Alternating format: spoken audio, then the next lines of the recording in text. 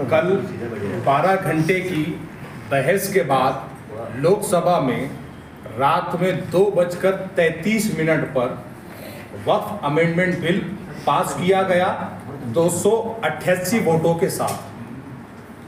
इस सिलसिले में गुज़िश्ता कई दिनों से देश भर की धार्मिक तंजीमें, देश भर के मुसलमान इस बारे में फिक्रमंद थे और अलग अलग जगहों पर अलग अलग वक्तों में धरने आंदोलन किए गए। जेपीसी के अंदर देश भर से 97,000 से ऊपर जो है तो ऑब्जेक्शंस भेजे गए, लेकिन एक भी ऑब्जेक्शन को कबूल नहीं किया गया। अपोजिशन ने 44 अमेंडमेंट दिए थे, उन 44 अमेंडमेंटों को भी कबूल नहीं किया गया और एनडीए सरकार के 24 अमेंडमेंट में से 17 कबूल कर लिए गए। उन अमेंडमेंट में ये है, जैसा कि आप तमाम लोग जानते हैं कि वक्फ बोर्ड के अंदर जो है तो गैर मुस्लिम हिस्सेदारी के जो वक्फ काउंसिल बनेगी। कल अमित शाह साहब ने ये कहा है कि हम वक्फ के अंदर गैर मुस्लिम को नहीं ले रहे हैं, लेकिन वक्फ की जो काउंसिल बनेगी उसमें 2 गैर मुस्लिम मेंबर होंगे। साथ ही साथ एक अमेंडमेंट ये था कि जो काउंसिल होगी वक्फ की, उसको जो है तो डिस्ट्रिक्ट कलेक्टर देखेंगे। कल किरण जी ने ये कहा है कि आप कलेक्टर नहीं, उनसे अपर के अधिकारी, सेक्रेटरीट लेवल के अधिकारी देखेंगे। ये सारी बातें न्यूज़ के माध्यम से आप तमाम को पता है। यहाँ पर मुद्दा ये है कि वक्फ मुसलमानों की जायदादें हैं और वक्फ बिल के नाम पर आप मुसलमानों पर ज़मीन को तंग कर रहे हैं। नंबर 2, आपने 9.7 लाख एकड़ जो है देश भर में जो ज़मीनें वक्फ की है, उसको या तो आप उनके हवाले करना चाहते हैं जिनका इसके ऊपर एक्रोच है, या तो सरकार अपने हाथ में लेना चाहती है। हम सबसे पहले इसके खिलाफ है। नंबर 2, वक्फ का बिल कल जो पास हुआ, इस गुनाह में कांग्रेस जैसी पार्टियां भी बराबर की शामिल है, क्योंकि अपोजिशन में होने के बावजूद आपने वैसी भूमिका नहीं ली जैसी भूमिका लेनी चाहिए थी। साथ ही साथ जो एनडीए के अलायंस पार्टनर्स है, चाहे वो टीडीपी हो, चाहे वो जेडीयू हो, चाहे वो शिवसेना हो, इनके पास इनकी कॉन्स्टिट्यूएंसीज में ये मुस्लिम वोटों से चुनकर आते हैं। इन्होंने मुस्लिम समाज को धोखा दिया है, मुस्लिम वोटों को लेकर मुस्लिम समाज के खिलाफ काम किया है। और साथ ही साथ देश भर में बीजेपी ने ये प्रोपेगेंडा चलाया है कि ये विधेयक, ये बिल महिलाओं के हक में है, तो ये बिल्कुल झूठ है, ये प्रोपेगेंडा है। ये महिलाओं के नाम पर जो है तो वक्फ बोर्ड की इतनी लाखों एकड़ जमीन पर कब्जा जात चाहते हैं। हम पूरी तरह से इसके खिलाफ में हैं, हम पूरी तरह से इसके विरोध में हैं। आखिरी बात मैं ये कहना चाहूँगा कि जब भी माइनॉरिटीज के धार्मिक स्ट्रक्चर्स की बात आती है, तो आपको ऐसा क्यों लगता है कि उन माइनॉरिटीज के धार्मिक स्ट्रक्चर में गैर मुस्लिम होना चाहिए?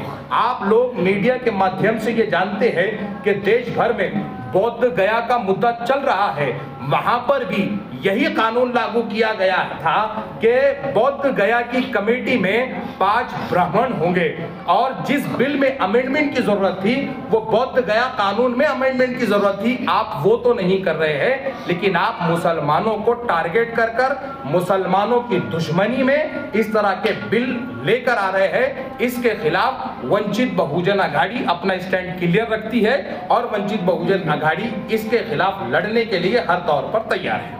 अब आप सवाल कर सकते हैं।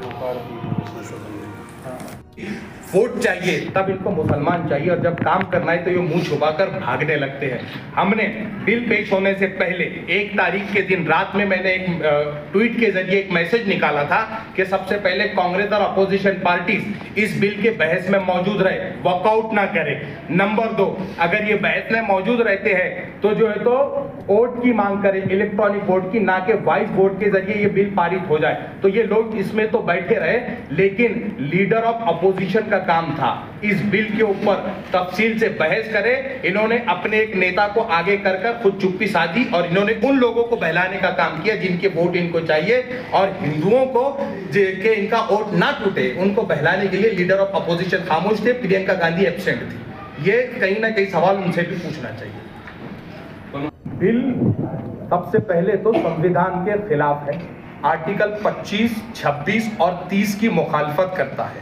इसीलिए, और आप तमाम लोग जानते हैं, वंचित बहुजन अघाड़ी मार्जिनलाइज पीपल का काम करती है और संविधान की रक्षा का काम करती है। इसीलिए वंचित बहुजन अघाड़ी सड़क की लड़ाई लड़ने के लिए तैयार है और अदालत का रुख करने के लिए भी तैयार है। इसलिए क्योंकि वंचित बहुजन अघाड़ी के सुप्रीमो ने साफ कहा है, आदरणीय बाला साहब अम्बेडकर ने, कि हम इस बिल को सिरे से नकारते हैं। उनको बहलाने के लिए लीडर ऑफ अपोजिशन खामोश थे, प्रियंका गांधी एब्सेंट थी। ये कहीं ना कहीं सवाल उनसे भी पूछना चाहिए। पण आपल्याला असं वाटत नाही का, बीजेपी तर म्हणते यामध्ये फक्त जे मुस्लिम आणि अपोजिशन लीडर आहेत यांच्याकडे ही सगळ्यात जास्त प्रॉपर्टी आहे, सर्वसामान्य मुस्लिम समाजाला याचा विरोध नाहीये? नहीं, ये आपका देखना गलत है कि सारे मुसलमानों का इस पे विरोध नहीं है। मैं जानता हूं ये सवाल आप कहां से पैदा कर रहे हैं, क्योंकि कल दिन भर बीजेपी ने जो माहौल बनाया देश भर में कि चंद टोपी लगाकर कुछ बुर्का ओढ़कर नारेबाजी कर रहे थे कि मोदी जी का शुक्रिया, इसके ऊपर आपका ये सवाल है। तो ये बात आप क्लियर समझ लीजिए कि हर टोपी लगाने वाला, हर बुर्का ओढ़ने वाली मुसलमान हो, ये जरूरी नहीं। नंबर 2, बीजेपी पैसों के दम पर चलने वाली पार्टी है। उन लोगों को जो झोपड़पट्टियों में रहते हैं उनको चंद पैसे देकर अपनी पार्टी के अपने ऑफिसेस से प्ले कार्ड देकर इन्होंने रोड पर उतारा ताकि वो लोग इस बिल के समर्थन में नाचे। वो मुसलमानों के हित में नहीं है। और अगर आप सवाल को मैं ये देखूं कि ठीक है कुछ है भी, तो 99.99% मुसलमान इस बिल के खिलाफ है। इसीलिए ये बिल को खारिज होना चाहिए। पक्ष का सबसे पहला काम यह है कि ये बिल राज्यसभा में जाने वाला है। इसीलिए राज्यसभा में जो अपोजिशन पार्टीज के लोग हैं हम उनसे बात करेंगे, साथ ही साथ हम मुसलमानों में अवेयरनेस पैदा करने के लिए काम करेंगे ताकि मुसलमानों को समझ आए बिल की दिक्कत क्या है और इसके खिलाफ क्यों खड़े रहना जरूरी है। पक्ष सड़क पर उतरेगा, इसमें कोई शक नहीं, और देश भर में उतरेगा, सिर्फ महाराष्ट्र में नहीं। वो बोर्डाची जी प्रॉपर्टी आहे मुस्लिम समाजाच्या नेत्यांकडे मोठ्या प्रमाणावर आहे, त्यात माजी खासदारांचंही नाव आहे येतं, याकडे कसं बघायचं?